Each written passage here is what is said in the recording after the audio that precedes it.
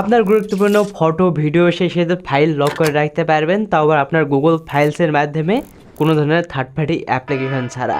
এর বাইরেও যারা বিশেষ করে কন্টেন্ট ক্রিয়েটর রয়েছেন তারা হয়তো বা বিভিন্ন ভিডিওগ্রাফি করে থাকেন, দেন সেক্ষেত্রে হয়তো বা আপনি হাত দিয়ে স্মার্টফোনের মাধ্যমে ভিডিও করে থাকেন, অ্যান্ড ওই কারণে কিন্তু আপনার ভিডিওটা সেরকম স্টেবল হয় না, কিছু শেকি শেকি বা একটু আঁকা বাঁকা হয়ে যায়। বাট আপনি চাইলে কিন্তু সেই শেকি ভিডিওগুলোকে স্টেবল করতে পারবেন জাস্ট একটি ক্লিকেই। এছাড়াও আজকের ভিডিওতে আমরা বেশ কয়েকটা টিপস অ্যান্ড ট্রিক্স শেয়ার করতে চলেছি অ্যান্ড্রয়েড ফোনের, যেগুলো কিনা হয়তো বা আপনি এর আগে জানতেন না। আসলে প্রত্যেকটা অ্যাপ্লিকেশন বলতেছি, প্রত্যেকটা টিপস অ্যান্ড ট্রিক্স আসলে কাজের, তার মধ্যে ইন্টারেস্টিং ব্যাপারটা এখানে। এবারে আপনি চাইলে কিন্তু ওই যে গুগল ম্যাপ ইউজ করতে পারবেন অফলাইনে, সেই ব্যাপারটাও রয়েছে আজকের এই সম্পূর্ণ ভিডিও জুড়ে। হেই দেয়ার 7 কোটি কাম হিয়ার, নিশ্চয়ই ভালো রয়েছেন।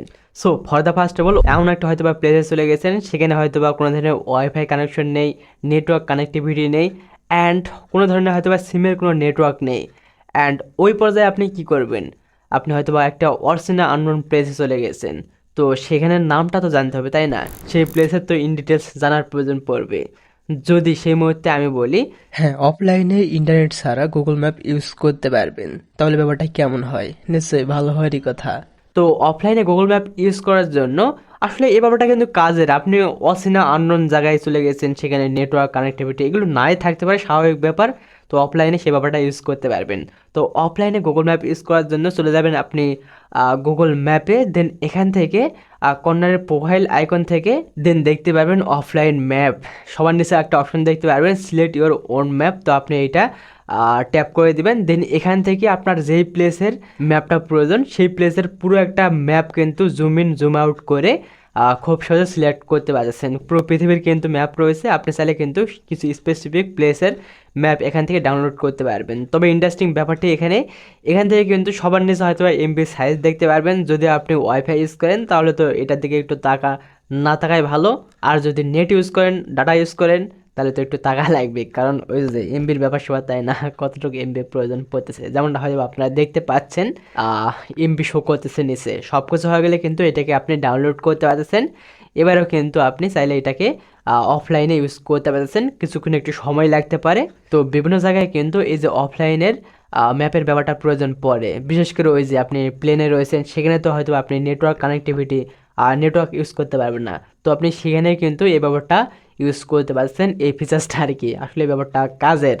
এবার নাম্বার 2, অনেক সময় দেখবেন এই যে আমার সানগ্লাসটা আপনার চয়েস হয়েছে, বাট আপনি হয়তো এই সানগ্লাসের নাম জানতেছেন না কি এটা সানগ্লাসের নাম, অ্যান্ড সেই সাথে প্রাইস কত, দাম কত, অ্যান্ড কয়টা কালার ভেরিয়েন্ট রয়েছে।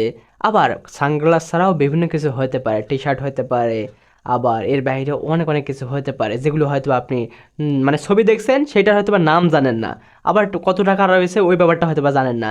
তো আপনি চাইলে কিন্তু ইন ডিটেলসে সেই সব প্রোডাক্টের বায়ো ডিটেলস জানতে পারবেন। অথবা যদি আপনি জাস্ট একটা পিকচার দেখেন তাহলে কিন্তু সেই পিকচারের অনেক কিছু ভেরিয়েশন বাইর করতে পারবেন, ডাউনলোড করতে পারবেন গুগল থেকে, এছাড়াও বিভিন্ন জায়গা থেকে, বিভিন্ন ওয়েবসাইট থেকে বাইর করতে পারবেন। তো এইটা করার জন্য জাস্ট সেই পিকচারটার প্রয়োজন পড়বে। ফর এক্সাম্পল যদি সানগ্লাস হয়ে থাকে তো আপনি একটা স্ক্রিনশট নিয়ে নিলেন বা এটাকে সেভ করে নিলেন ফেসবুক থেকে বা বিভিন্ন সাইট থেকে। তো আপনি এটা সেভ করার পর সিম্পলি একটা অপশন দেখতে পারবেন, এই যে গুগলের সাইটে এই যে লেন্স নামে একটা অপশন দেখতে পারবেন। যদি গুগলের এই আইকনটা না থেকে থাকে তাহলে আপনি কিন্তু প্লে স্টোর থেকে লেন্স নামে অ্যাপটি ইনস্টল করতে পারেন। তো এই অ্যাপটার মাধ্যমে কিন্তু আপনি ডিরেক্ট ছবি তুলে কিন্তু সার্চ করতে পারবেন, অথবা আপনার পিক্সারের মাধ্যমেও সার্চ করতে পারবেন। সো এখন কিন্তু এই সানগ্লাসের যাবতীয় ইনফরমেশন আমরা দেখতে পারবো, কয়টা ভেরিয়েন্ট রয়েছে, কয়টা কালার রয়েছে, দাম কত, অ্যান্ড কত তারিখে উৎপন্ন করা হয়েছে, তৈরি করা হয়েছে। এক কথায় বলতে পারেন এটার একদম পুরো ইন ডিটেলস আমরা জানতে পারবো। এবারে ফাইনালি সেই পার্টটা, যারা বিশেষ করে আমাদের মতো মানে কন্টেন্ট ক্রিয়েটর রয়েছেন, তারা হয়তো বিভিন্ন কাজের ক্ষেত্রে ভিডিও করতে হয়, এটা তো করতে হবে, তাই না? যেহেতু কন্টেন্ট ক্রিয়েটর তো ভিডিও করতে হবে। তো মেইনলি ভিডিও করার সময় যে ব্যাপারটা হয় আর কি, যখন আপনি বিশেষ করে ভিডিও করতেছেন স্মার্টফোনের মাধ্যমে, সেক্ষেত্রে হয়তো বা ভিডিওটা শেকি হয়, যেহেতু হাত দিয়ে আপনি স্মার্টফোনের মাধ্যমে ভিডিওটা শ্যুট করবেন। তো এই যে ভিডিওটা কিন্তু ক্রপ হয় বা একটু অন্যরকম হয় আর কি, নড়াচড়া বা এরকম হয়, দেখতে একটু খারাপই লাগে। বাট আপনি চাইলে কিন্তু সেই নড়াচড়া বা শেকি ভিডিওটাকে একদম স্টেবল করতে পারবেন জাস্ট একটা টিপসের মাধ্যমে, তাও আবার আপনার গুগল ফটোসের মাধ্যমে। তো সিম্পলি এটা করার জন্য গুগল ফটোসে চলে আসবেন, দেন এখান থেকে সেই ভিডিওটা সিলেক্ট করে দিবেন, এডিট অপশন দেখতে পারবেন। দেন বেশ কয়েকটা অপশন দেখতে পারবেন, তার মধ্যে অটো নামে একটি অপশন। জাস্ট এখন হয়তো বা একটি এই যে এরকম একটা আইকন দেখতে পাচ্ছেন, এই আইকনে টাচ করে দিবেন। তাইলে একটু আপনাকে ওয়েট করতে হচ্ছে 100% ফুল হওয়া পর্যন্ত। তো আপনি একটু ওয়েট করলেন, তারপর কিন্তু আপনার ভিডিওটা যথেষ্ট কিন্তু স্টেবল হয়ে যাচ্ছে। যেমনটা হয়তো আপনারা ভিডিওতে দেখতে পাচ্ছেন বিফোর অ্যান্ড সেই সাথে আফটার কতটা কিন্তু স্মুথভাবে হচ্ছে। যদিও একটু ক্রপ হচ্ছে, একটু হয়তো ক্রপ হবে, এটাই স্বাভাবিক, কারণ জেনুইনভাবে যে একদম অরিজিনাল স্টেবলাইজড হবে ব্যাপারটা ওরকম না, কিছুটা হলে একটু ক্রপ হচ্ছে। বাট তারপরে ফুটেজটা কাজে লাগার মতো আর কি, কাজে লাগা যায় এরকম ফুটেজ। এবারে ফাইনালি সেই পার্টটা অনেক তো হলেও ভাইয়া বক বক করলেন, আমাদের এখন ওই ব্যাপারটা দেখান যে কিভাবে একটা ফটো ভিডিওকে লক করে রাখতে হয়, তাও আবার ফাইলের মাধ্যমে, গুগল ফাইলের মাধ্যমে, কোনো ধরনের থার্ড পার্টি অ্যাপ্লিকেশন ছাড়া। এটার জন্য হয়তো বা অনেকে একটু আগ্রহী রয়েছেন, তাই না? আসলে এই ব্যাপারটা কিন্তু ইন্টারেস্টিং কাজের। তো যে কোনো ফটোকে, ভিডিওকে অথবা যে কোনো ফাইলকে লক করার জন্য আপনি ফাইলে আসার পর আপনি সেই স্পেসিফিক ভিডিও অ্যাড করতে পারেন, মানে লক করে রাখতে পারবেন, ফটো লক করে রাখতে পারবেন, যে কোনো ব্যাপারে লক করে রাখতে পারবেন আপনার ফাইলের মাধ্যমে।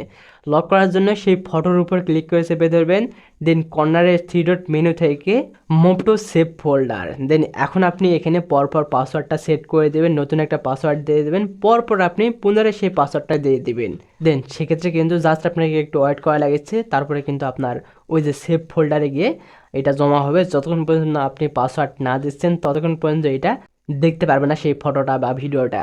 এখন আমি এটাকে কিভাবে দেখব, দেখার জন্য সবার উপরে হয়তো একটা ইন্টারফেস দেখতে পাচ্ছেন, সবার নিচে সেভ ফোল্ডার। তো আপনি এখান থেকে কিন্তু পাসওয়ার্ডটা দিয়ে দেখতে পাচ্ছেন সেই আপনার ফটোটি, ভিডিওটি।